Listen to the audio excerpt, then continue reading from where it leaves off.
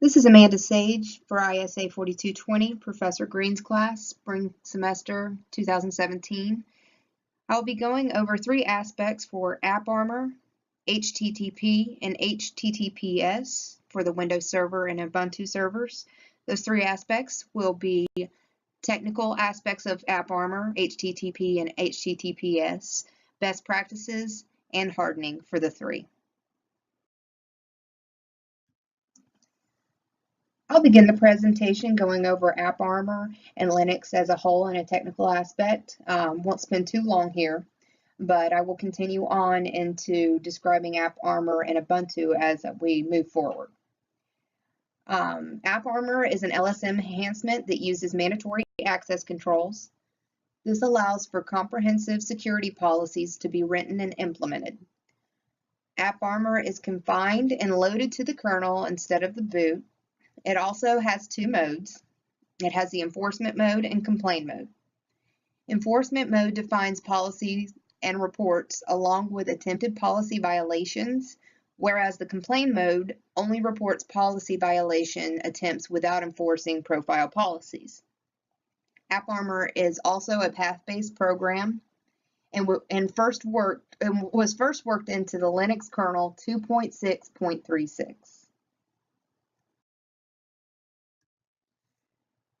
Alrighty, I'm going to address AppArmor in regards to Ubuntu on a technical aspect in this slide.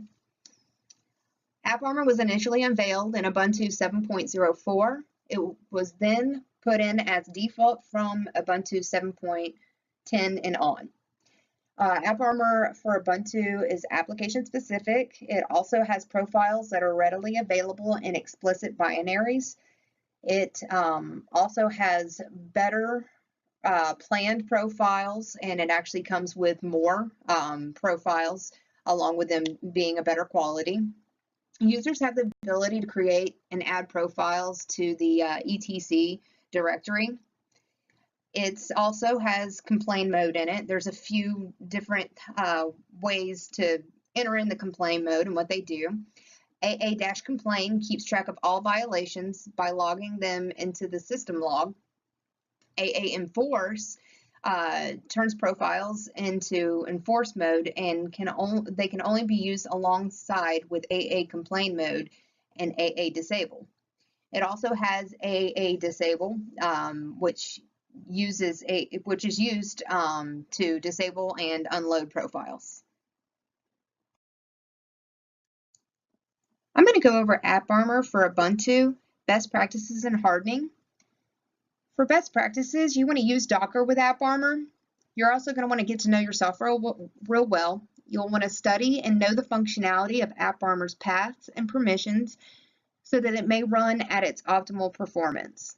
You're going to want to edit bare minimum restrictions because permissions could be prohibited from escalation and illicit information could be divulged to the public or other users.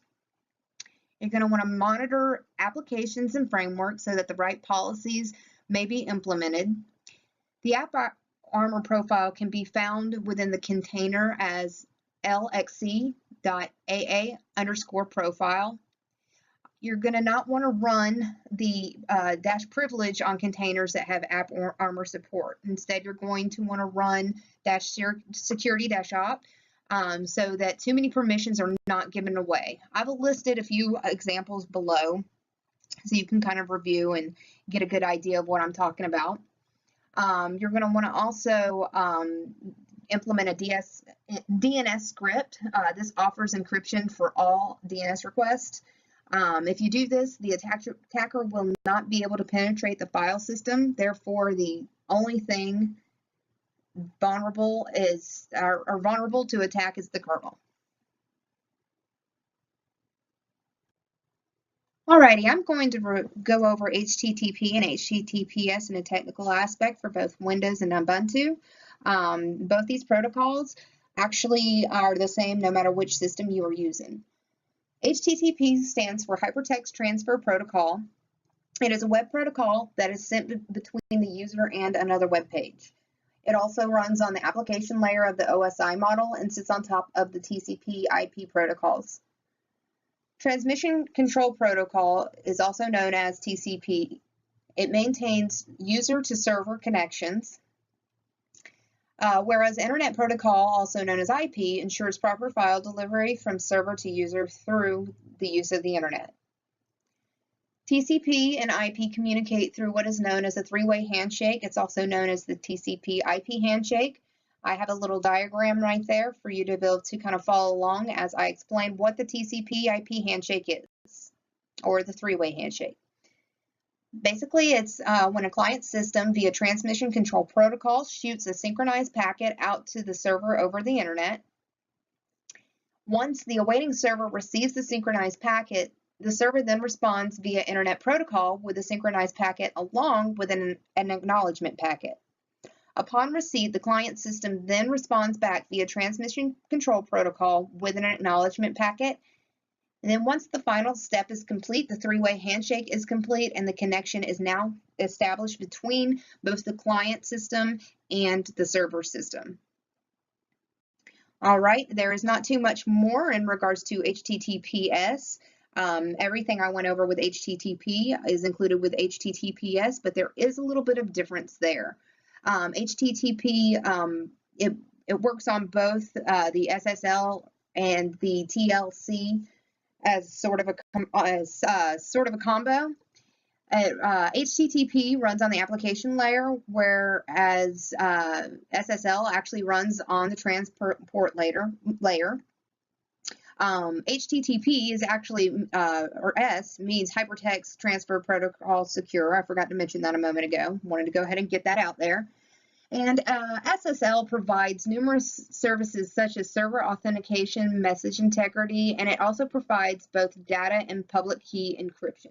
So whenever you're going to log on to your bank, you're going to want to obviously use HTTPS as a connection instead of just straight HTTP, because that S actually secures that connection by encrypting all information that is and data that is going through that communication. I'm going to review best practices for Microsoft IIS Windows Server 2012 R2. You do not want to run on the domain controller because there is no local accounts on the domain controller itself. Out of the 40 modules available, you will want to only install modules you'll need. Over time, you're going to want to uninstall any modules that you find that you're not using very often. Always keep your antivirus up to date. This ensures maximum protection on your system. You want to isolate web applications to further protect the server from an outside attack. The principle of least privilege should be implemented at all times. You want to focus on content isolation. The access control list should assign access to any given parties. You want to disable anonymous access. Only use an authentication that is anonymous when awarding server directory access and resources to users. You do not want any anonymous rights. Before anyone uploads anything to your website, you want to be sure that you use an authentication method that is not anonymous.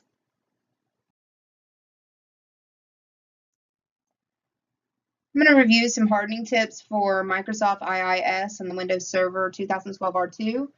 You want to install patches, service packs, and hot fixes, disable Windows services that aren't used, TCP/IP stack hardening, remove any accounts that are not in use. You want to rename the admin account. You want 2 network interfaces. You want to set up strong passwords. You want to also create and enforce policies, restrict interfaces facing the internet, restrict registry access. You want to log and audit failed logins. You want to make sure that your certificates have valid date ranges. You want to make sure all HTTP traffic is routed through port 80 using TCP.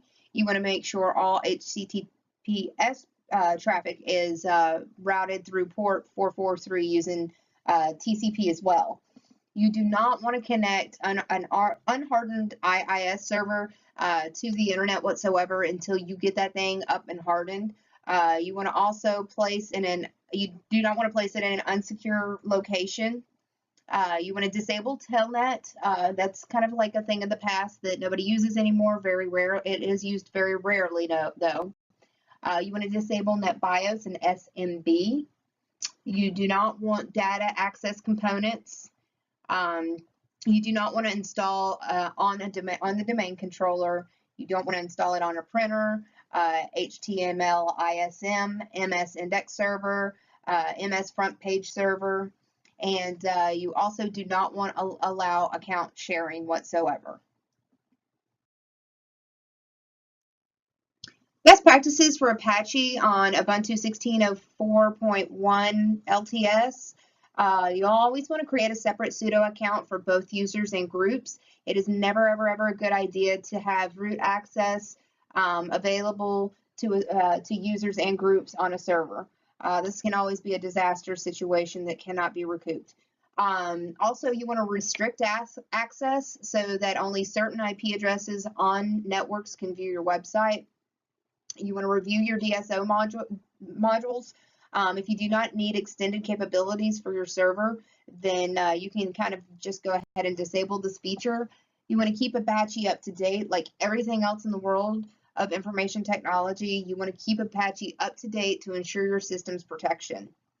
You'll want to disable trace enable HTTP requests. Whenever trace enable is activated, the user's cookie information is vulnerable to attack due to the program possessing cross-site tracing problems. You'll also want to disable server signature. By disabling the signature, the user is able to hide that version of Apache they are currently using. Not knowing what Apache version you are running makes it much harder for attackers to penetrate your system. You'll also want to disable banner. This prevents a description of the OS system that you are using and its modules from being written into the server response header, once again making it harder for an attacker to penetrate a system due to the lack of information provided in the packet header. Also, you'll want to disable SSL version 2 and 3. Both versions have several flaws, therefore the use of TLS is a better option for Apache. You want to disable the directory listing. The directory listing. Clients can see all subdirectories and files if index.html is not under the website directory. So you definitely don't want attackers seeing that and getting a hold of your system. Null and weak ciphers, you'll also want to make sure are disabled or whatnot. A lower cipher suite, they seem to be more vulnerable, therefore users should only allow stronger cipher suites so that it is less penetrable and safer for your system. Okay, last but not least, I'm going to go over Apache hardening for Ubuntu 16.4.1 LTS. Just like I went over earlier, you'll want to make sure that you hide your operating system identity and the version of Apache that you're using so that attackers will not as easily penetrate your system. If they already know the interworkings of what you're using, then it is going to make it easier for them to get in there. You want to update the system or Apache on a regular basis. This ensures the safety of your system. You want to have separate user and group accounts. You want to run it as non-privileged so it keeps it secure. In other words, make sure, like in best practices I stated, don't run as root. Don't let anybody else run as root. You want to restrict directory access. Configure allow and deny actions for directory access only. To further secure Apache, you want to use mod_security. This allows traffic to be monitored in real time and acts as a web application firewall. Mod_evasive allows Apache to handle DOS attacks, DDoS attacks, and brute force attacks. It also minimizes the damage that can be caused by DDoS attacks, and we know that that can cause some serious damage to a system if it gets nailed. You want to also turn off the directory listing and disable modules that are not in use. Disable symbolic links. You want to regulate request size. By limiting the request size, it reduces the chances of becoming a DOS victim. Also, you want to use SSL certificates. This protects and secures communication by implementing a encrypting all communications going across the web. Also, you want to enable logging. This allows the user to view and evaluate all events that take place in their system. Thank you.